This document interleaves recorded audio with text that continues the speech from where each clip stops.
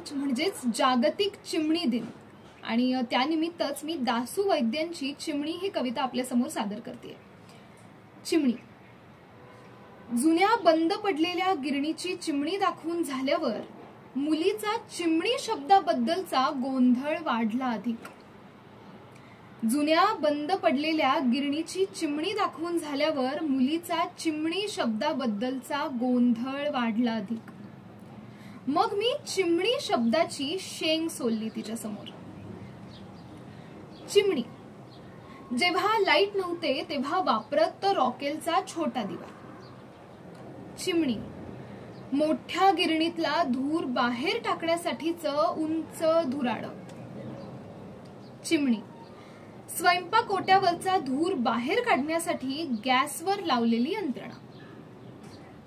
चिमणी। गावात मानवी वस्तीत राहणारा एक छोटा पक्षी।